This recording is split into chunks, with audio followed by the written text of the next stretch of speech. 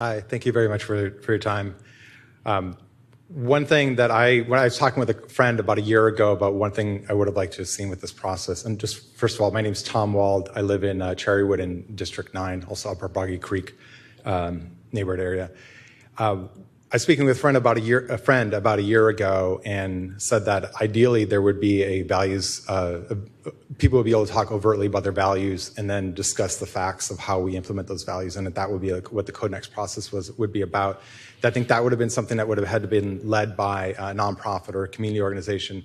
And I think there's been hints of that here and there, but I think a lot of times, some of our worst values aren't made public, and those are nevertheless being incorporated into this. So I want to just list some of the values that I have and just say what that has led me to want out of Code Next. So I support housing, support affordable housing, housing the homeless, affordable transportation, families and other people, a diversity of people living in our city, aging and thriving in place. I'm against displacement. I'm against people having to drive so far. I support a stable climate. I support Austin action against climate change. I support lowering our costs to meet our local public needs. I support bicycling in major part because most Austinites, through surveys, want to be able to bike more, yet are held back because of how we built our city, both our road designs and the distances we've created. I support walkable neighborhoods, and so does just about everyone else, as evidenced by the high demand for those neighborhoods.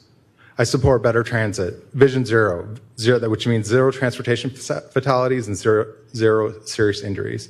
I support trees, I support parks, I support clean air. I also value my neighborhood, and I value Austin. Therefore, I support an opportunity for our land development code to advance those values.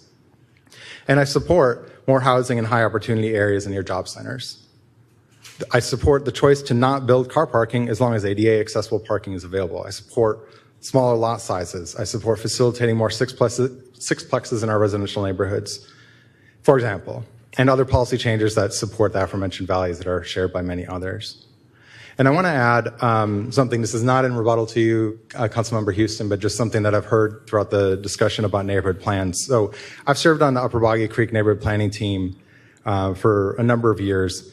I've served on neighborhood organizations for probably most of my adult life, and I believe in neighborhood organizing. One of my observations, though, is that such organizations fail in so many ways that their attempt to be representative of their geographic areas. A city audit of neighborhood planning teams found my NPT to be one of the best in this regard, but even our current non-compliant bylaws put Texas gerrymandering to shame. There's a lot of, it's bad. Furthermore, neighborhood planning teams are ill-equipped to address region-wide issues, even though I commend the mostly civil and informed conversations we have at our neighborhood planning team. I've lived in my neighborhood for over 13 years, and I'm concerned that the neighborhood plans don't serve the common good.